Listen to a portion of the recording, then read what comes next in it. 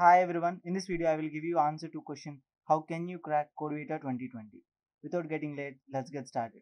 These are the 5 things that I will cover in this video. What programming language should you choose, and what are the various levels of questions in which will be given in the CodeVita, and what are different types of errors that competitors will encounter during the competition in the CodeVita platform, and how much practice is required, and how to practice different types of problems to encounter this CodeVita season 9. So, and the fifth one is do's and don'ts that you should follow in the CodeVita platform. First, what programming language should I choose? It's not about choosing a language, it's all about how well you know a language. So choose a language which you are very familiar with, which you can solve problems easily. If you are comfortable with Java, or if you are comfortable with C++, then go with those languages. If you are very comfortable with Python, then I suggest you to follow in Python, which is pretty simple to follow a language that you are familiar with. It's not about choosing a perfect language to solve. Many of the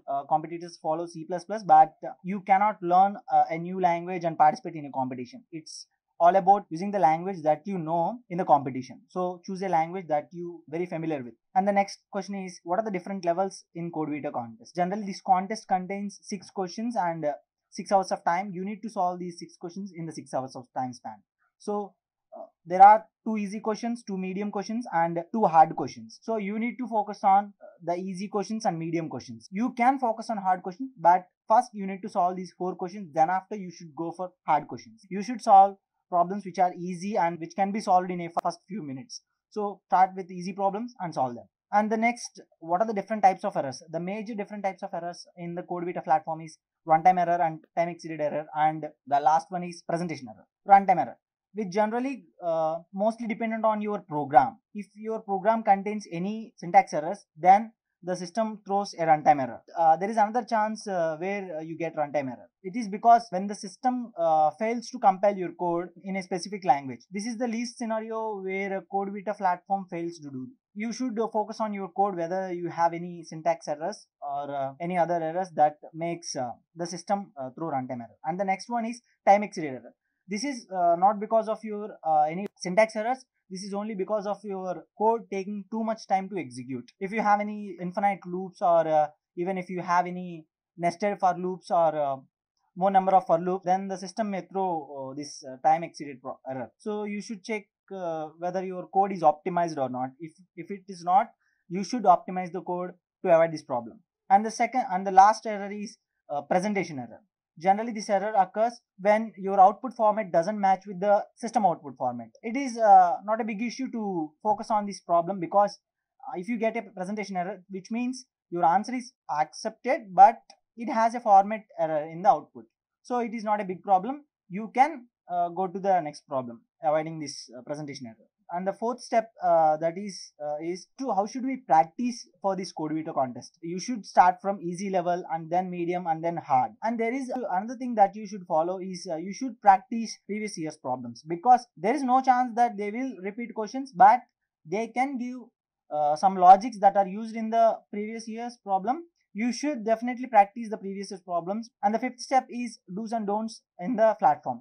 You should not copy paste anything, even single line or single word in the editor. You should type each and every line, each and every word that you wanted in the editor. So don't use shortcuts like Control C, Control V, or anything regarding pasting and copying the code. And if you solve the problem, don't share with your friends, because TCS takes very serious actions on plagiarisms. Why I'm suggesting not to use copy paste? Because the website will record everything that you do in the keyboard. So don't use shortcuts like Control C, Control V. And that is the reason why they have given 2 options to submit a code. Use the editor for submission, or even there is another option to submit the code. You can upload the code using browse option in the browse the file in the system and upload it.